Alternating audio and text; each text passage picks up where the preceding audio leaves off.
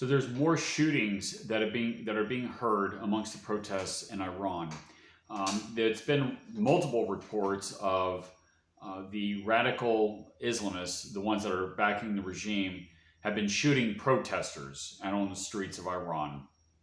And of course, this is to be expected. This is usually what happens in a lot of protests in Iran. The regime comes in, they crack down, they start shooting protesters, and they begin mass arrests and torture and executions.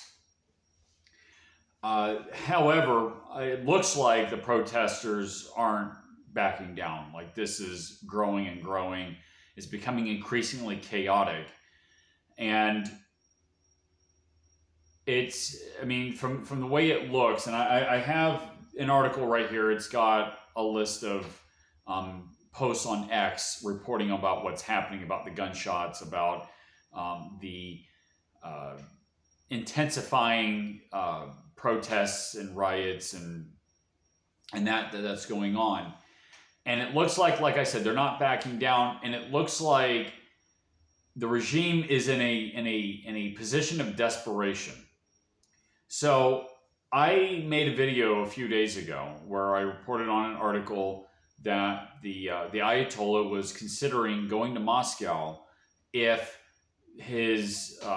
if the intel services of the military started to cease following orders, because at that point that means that his ability to command the country is waning, and I suspect that that's already happening right now. It'll get to a point, if this continues and if the protesters don't back down, it'll get to a point where the radical Islamists are going to be in a losing battle. They're going to be starting to fight for their lives. They're going to try to get out of Dodge, okay? They're not going to try to save the regime. They're going to try to save their own butts. And at that point, the regime has fallen. So I think it's actually very close. It's actually very close this time. And see, if you look at the history of Iran, the regime's only changed, I think it's been like less than 10 times in 2,000 years, 3,000 years.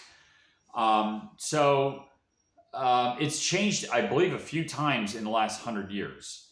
It did, like the CIA overthrew the regime in 1953. We had the Ayatollahs that took over in 1979. And it looks like it's about to happen again. So that's 3 times in less than 100 years. So that might be saying something about, the pattern of history that Iran might be entering into. Maybe they're not adapting to the Industrial Revolution very well.